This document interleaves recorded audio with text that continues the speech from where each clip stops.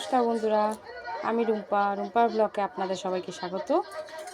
আজকে আমার গোপালের জন্মদিন, জন্মাষ্টমী উপলক্ষে আজকে আমি এই ভিডিওটা বানিয়েছি। যে আমার গোপাল, দেখুন আমার গোপালকে কি সুন্দর লাগছে, বসে আছে। আজকে আমি গোপালের জন্য ভোগ বানিয়েছি। এই যে খিচুড়ি, আলুর দম,